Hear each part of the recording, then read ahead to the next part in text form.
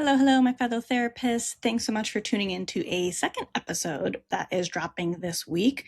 Generally, when I started my podcast, I thought it was going to be really hard to, find what am I going to talk about each week. And now there are some weeks where I'm like, these two episodes are pretty related. Let's release two at once. And so it's been really fun for me to grow in this podcast. And I'm so thankful to those of you who have been supporting it since the beginning and those of you who are recently finding it.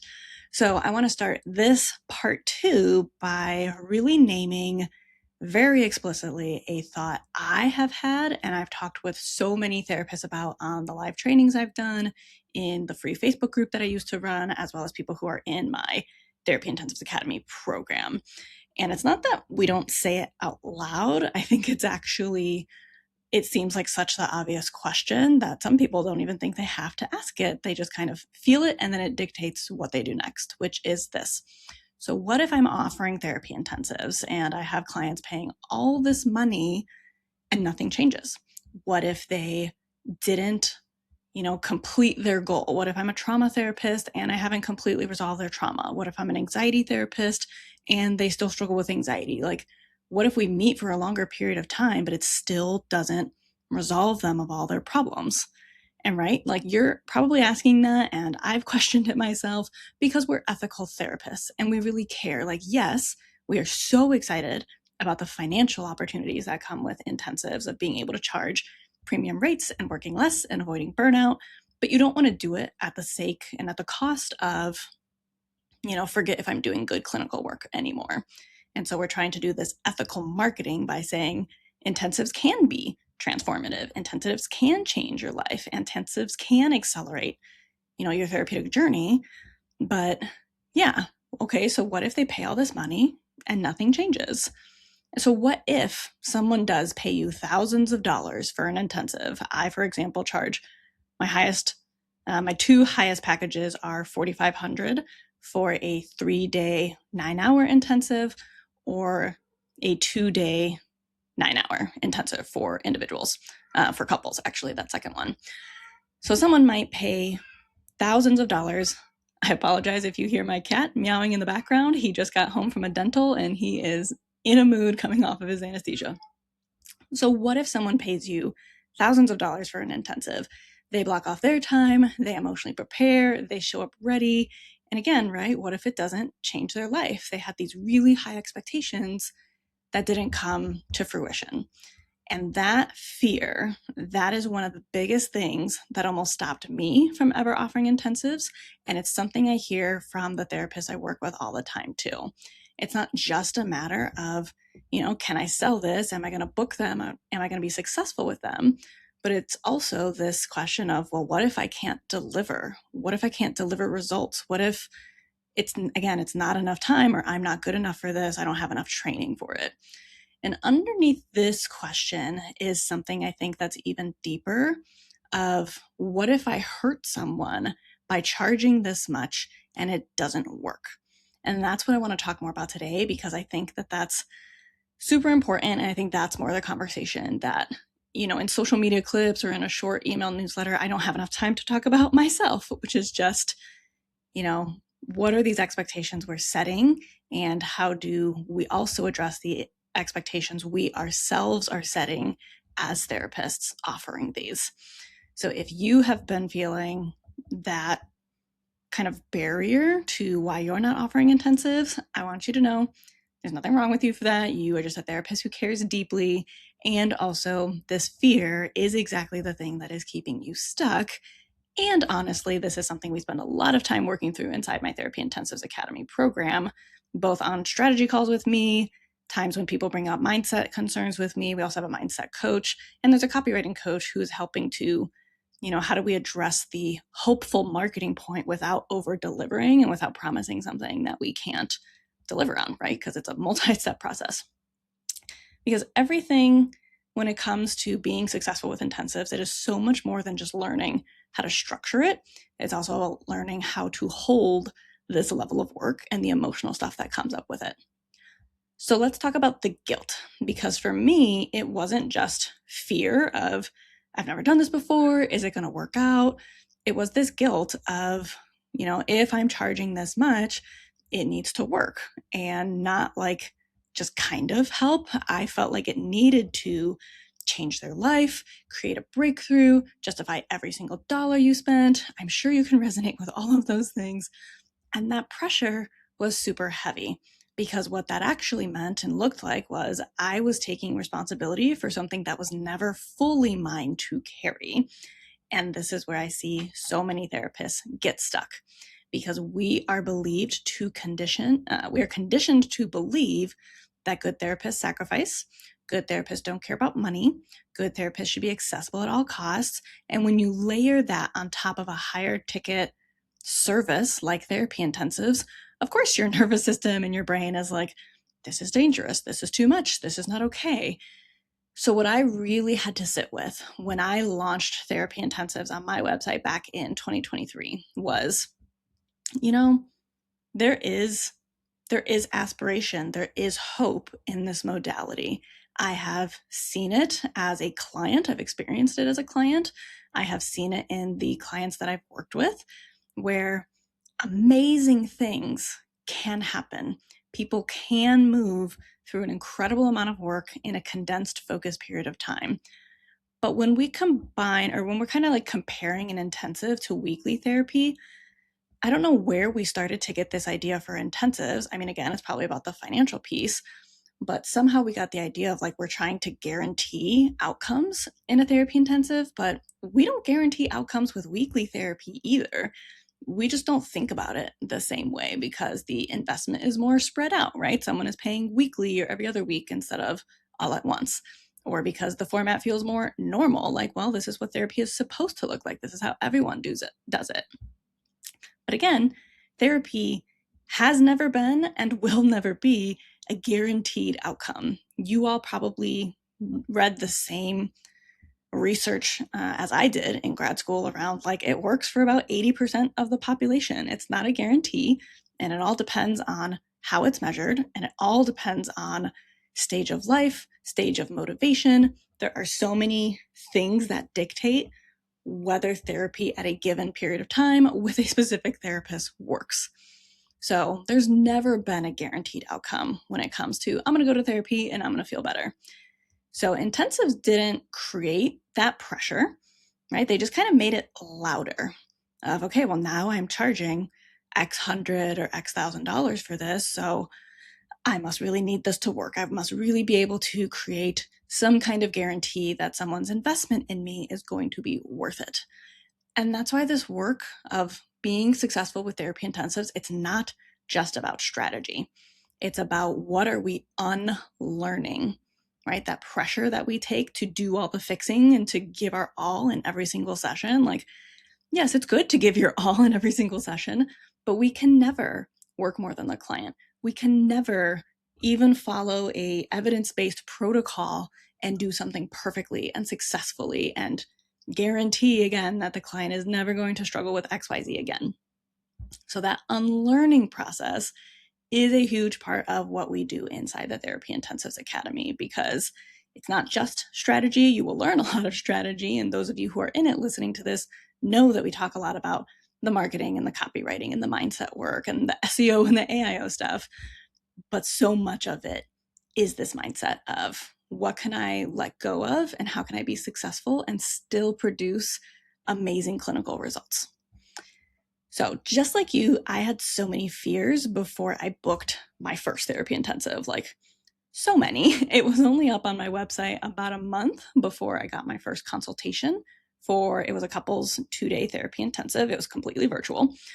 And of course, like what I want to do is I want to name a few of those fears because I know you probably had them too. So I want to say what my fears were and kind of what I did to work through them. So fear number one, what if it doesn't work, right? I've already been talking about this. I remember thinking, well, what if they walk away and they feel like they wasted their money? What if they got mad at me? What if, it doesn't go perfectly? And like, spoiler alert, it did not go perfectly. There was stuff that came up, stuff that I've never experienced before, never had to deal with before. And overall, it was fine. And the thing that really helped me with this question of what if they feel like it was a waste is, that risk exists in every form. of therapy. It is not just intensives, right? How many times have you been working with someone for a few weeks and a few months and all of a sudden they just stopped, right? They stopped coming because they felt like they weren't getting anywhere, or they feel stuck and you're spending multiple sessions spiraling over how they get stuck, or they're still doing their same patterns and they don't have a motivation to change, or they're too depressed to do, the behavioral activation plan that you've put in place. So there's always risk of someone walking away and feeling like they wasted their money, whether you're an in-network therapist or an out-of-network therapist. So again, yes, it makes sense that we really feel that with the intensives because of the price we're kind of asking for them. But that risk, again, is not just for intensives. Someone's transformation depends on their readiness, the therapeutic relationship, timing, fit. It is not just format. So yes, when I was really worried about my first intensive and it being successful, what I had to remind myself over and over again is I am just doing the same thing in a longer period of time. All the times that we wish we had a session where, oh, if we just had 15 more minutes, oh, if we just had another hour, like that is what an intensive is. It's giving you more time to do those things that you would already do. So if you're number 2, what if they regret paying me, right? What I hear from a lot of therapists I work with is, what if they ask for a refund? For what it's worth, no one has ever asked me for a refund. But I remember feeling that sense of, I don't want someone to regret paying me. And so this is big. And it's also me projecting my own money stories, like my own financial trauma, onto my clients. Because I'm sitting here thinking, I would be so scared to spend this much. And so I assumed they would feel the same way. But what I started to see was clients who chose intensives were ready to do the work. They're not being forced. They're not confused. They are making a clear, informed decision after they read my webpage and have a consultation with me. And when people invest at that level, they show up differently. I know that when I do therapy intensives with my therapist, I show up differently. I am very much about, here's my focus, here's what I want to get out of the session. Whereas our every other week sessions, which are still 75 to 90 minutes, I'm like, if we don't get to something today, like it's fine, we'll try again in a couple weeks. So it's important to really remember, like, what is actual legitimate concern and something that we can strategize around versus what are our own money stories and how is that, showing up in how we're setting our fees or what we're offering or not offering. I had a therapist ask me once, they're like, I heard the advice of, if you wouldn't pay your own fee, don't charge that fee. And I think that's bullshit because why? Right? Like everyone's financial situation is different. Could I afford comfortably to pay my own therapist my own fees? Technically, yes, like I could put it on a credit card, but I already have credit card debt that I'm trying to pay down. And so I actually don't want to spend the same amount of fees that my therapy clients spend with me. But that doesn't mean no one's going to pay my fees. That doesn't mean someone out there doesn't have a better financial situation than I do, and they can make it work comfortably in their budget. Whether your therapy fees are, in the $200, $300, $400 range, or whether your fee is $125, there's always going to be someone who your fee is too much for, right? So I don't agree with this advice of charge the fee that you would pay, because your fee should take care of you. And so that's just a helpful thing to remember, is to think about, like, what is it that is you and your fears and how you would spend money, and how do we disentangle that from what clients are going to be willing to spend on themselves, right? I've also made assumptions. I will fully admit I've made assumptions about people's financial situations, and even had some guilt at times of like, oh, you've talked to me about what your financial situation looks like. Should you be paying this fee? But that's not my choice, right? My job, my ethical duty as a therapist is to present the options available. And if someone wanted to make a more quote unquote budget friendly option, then I can refer them to someone else. Or they can start with me weekly instead of doing an intensive, which I have different fees for my weekly sessions versus my intensive sessions. But if someone is choosing, I am willing to take on this debt to do this work, then our job is to not, like, what is the word? To not coddle them, to not play parent, to not just like treat them like a child instead of the adult that they are making these decisions. Obviously, if you work with kids, that's very different, but it's probably the parent who is making that decision for the kid. So fear number 3, I felt this, sometimes I still do, and I hear this a lot from therapists. What if I'm not good enough for this? And this is major imposter syndrome talking. Because again, suddenly there's something about therapy intensives that feel like this is bigger, this is higher stakes. But again, in reality, I was already doing this type of work. I already spilled over 10 to 15 minutes with my clients. I already said, like, well, okay, like, what if we did meet for a little bit longer today? When I was working at a university counseling center, there were times where we did single session clinics where your job was to meet with the person for as long as it took for them to feel better so that they didn't become a weekly client, because we didn't have space for weekly clients. And so sometimes you would meet with a student for 2 or 3 hours, but they felt good. They had talked things out, they learned their skills, and they were already on their way. And so again, what you do in a therapy intensive, the actual like interventions you use, they're probably not going to be very, very different. There's going to be more focus. There's going to be maybe a little more fine tuning of goals. Like, what are we working on for this 3-hour session? What are we working on for this weekend? If you offer a weekend intensive or multi-day intensive. So the only thing that is changing is the container of how you are offering this work. You're not doing something drastically different. And I think that's really important to remember. Fear number 4, what if I burn out doing this? I thought intensives would drain me. I thought I'd be exhausted because, right, like as I'm talking about my 2-day, 9-hour intensive or my 3-day, 9-hour intensive, like it's a lot of work. And I thought it would be exhausting, but honestly, I really felt and I really feel the opposite, because I feel so much more focused. I feel so much more present. I'm less scattered because I'm not jumping between 3 to 5 plus clients in a given day, right? Where there's a different presenting concern, there's a different relationship. Some of them are doing brain spotting, some of them were doing like act work, some of them were doing just kind of interpersonal processing.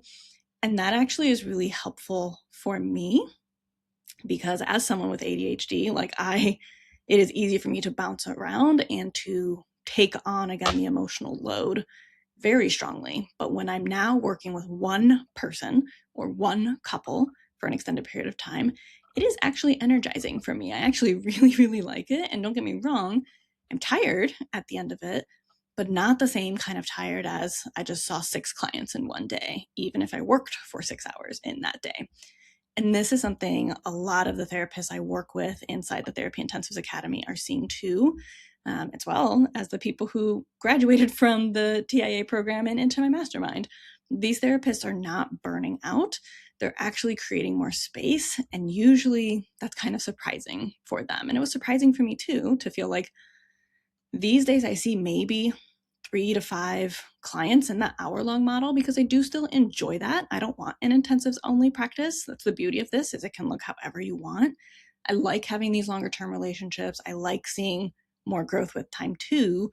And I really like being able to work with someone in a time limited fashion on a very specific goal. And what that helps with is, well, if I'm only seeing 3 to 5 clients in a given week, and then once or twice a month I have a 2-day intensive, like I'm making the same salary that I would if I'm working way more than I was when I was working at an agency, and I'm working the same amount, if not more, depending on what I'm booking, than I would have if I was seeing 15 to 20 plus weekly clients.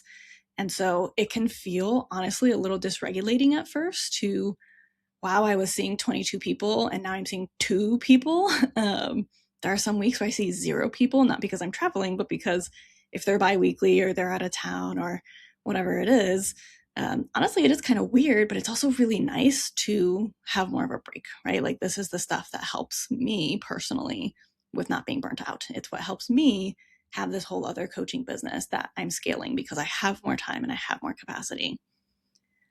So those are some of the most common fears that I've heard from other therapists and the ones that I've resonated with. You might also have some of your own that you're thinking about. But what actually helped me move through all of this imposter syndrome and fear and kind of like preemptive guilt, it wasn't just any of this kind of cheesy advice around like believe in yourself more, because as someone with CPTSD, I don't just inherently believe in myself. That is not a core belief that was instilled in me from a young age. Instead, it was having support. It was having some kind of structure, and it was having some evidence. So I really needed to put myself out there. I got a lot of coaching support, either in group coaching programs or one-to-one coaching.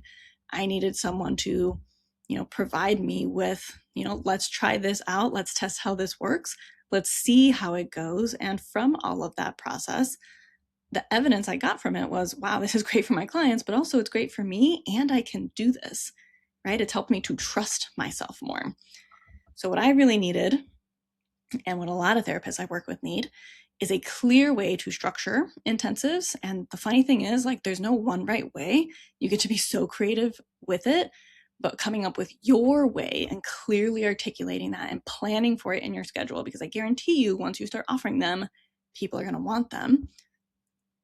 Having that clear structure, having a way to price them that feels really grounded in something. This isn't about just picking some random number and hoping someone books, because that would be an exciting number to make. Having a language to talk about them of what they are, what they aren't, who they're a good fit for, who they may not yet be a good fit for, and other examples of other therapists doing it. Because again, my confidence did not come first. I wasn't just like, I got this, I can do it. I was like, I'm going to see if I can do it. I think this would be really exciting. But the confidence came after I started seeing, oh, this actually works. And oh, clients actually want this. And oh, this is actually helping people. And that's exactly why I created my Therapy Intensives Academy program to begin with, because other people, other therapists wanted to do this too, right? Whether it was because of their own burnout or financial concerns, whether it was because they want more for their clients too, and they wanted to learn a way how to do that. And ultimately, what none of us therapists want to do is try to figure it out alone, right? Like, if we get stuck in this fear loop of it's not going to work, I don't know how to do it, it's not going to be successful, if we're stuck in that for way too long, then yeah, we never make the momentum that we are capable of. So support, structure, and just evidence. And I think it's important to have someone to believe in you, but helping you to believe in yourself from what I was talking about earlier of what can we unlearn and what can we test? How do we take, I call them calculated risks of, how to actually make this successful. And I want to zoom out for a second in this conversation because it's very, very timely. Something really interesting is happening right now. There was another therapist who went through my TIA program, shared this article with me of a well-known singer who recently shared publicly that she engaged in an extended therapy session. It was 27 hours over 3 days, so 9 hours a day. That's even more than I do. And I remember seeing this and thinking like, oh my God, this is it. This is something we've seen before. Whether you are in the EMDR community or not, you probably all remember Prince Harry showing up on, I think it was Oprah, and talking about his experience with EMDR. And what happened was, people see this person talking about it, and they see what it actually looks like, and then they start asking questions about it, and people start seeking it out, and more therapists start getting trained in it, and EMDR really exploded. Right? Like, the more people who have influence put out there in the public atmosphere, like, hey, this is something that worked for me, that's what inspires people to also try something new. And so when this article came out about this therapy intensive that someone famous engaged in, again, I just got super excited because I think we're in a very similar moment right now with therapy intensives. Because once people know something exists, they start looking for it.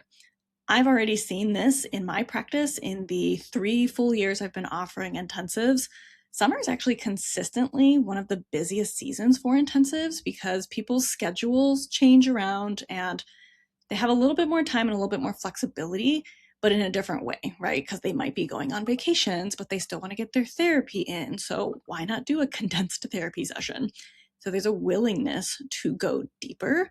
And I think with summer coming up and with this article that's just going to continue to pick up steam around, wow, this extended therapy session format exists.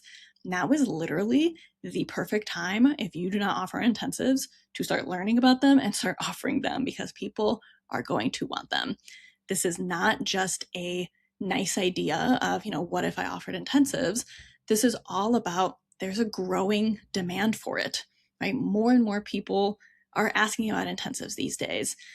And this is also, most therapists aren't actually positioned to offer this yet. And that's really a great opportunity, because again, you can't just slap up a page on intensives on your website and be like, cool, it's all good. Because there's probably a lot of other strategies you have to work through, specifically when it comes to, if people are looking for intensives, how do you know they're going to find you and not someone else offering intensives? That's where I teach a lot of therapists about SEO, search engine optimization, and now these days AIO, AI optimization. So there's a lot of opportunity for this. It's just a matter of taking advantage of the opportunities that are out there in terms of how to learn this and how to do this effectively, so that you can give your clients amazing results, so that you do not have to worry about the summer slump, so that you really never have to worry about how busy your practice is or isn't, right? Like, you can trust the ebbs and flows of therapy intensives and how those help your income. You can trust what your SEO and AIO marketing is doing to keep you full. So there is really no time like the present to dive into the therapy intensives pool. Yes, more people are going to get trained in them, more people are going to offer them, but this is something that I always remind myself, and I'm always reminding the therapists I work with too, is you are going to resonate with the client you're going to resonate with, and a client is not going to resonate with another therapist.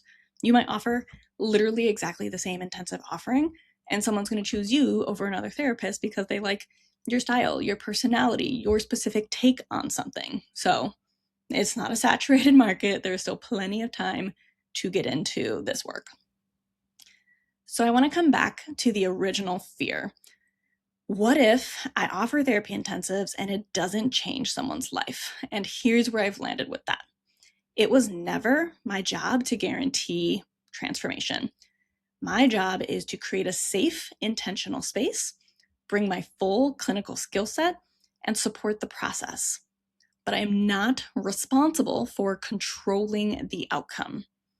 And really, when I integrated that, and I've had to do a ton of therapy work on that, everything did change, not just in my business, but in how I showed up as a therapist.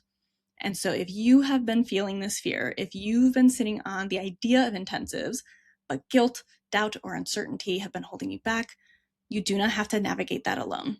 That's exactly what I walk therapists through inside the Therapy Intensives Academy. Is not just the logistics like structure, pricing, marketing, but also the mindset and the emotional side of this work. I had a therapist joke with me in the past. My TIA program has changed a lot over the past few years that I've been offering it. And at one point I had named it the Intensive Growth Blueprint. And someone was like, it's more than just growing your intensives. It's also the intensive growth you as a therapist go through as a part of this work. And it's beautiful work to see and hold space for the therapists who do this mindset and emotional growth work. And really, again, that's the part that actually keeps people stuck. It's not the strategy. You can know all the strategy in the world, and especially right now with more awareness around intensives growing, this is a really powerful time to step into this. And again, it's more than just strategy. This is also, what are you doing to support yourself with the mindset and emotional side of this work?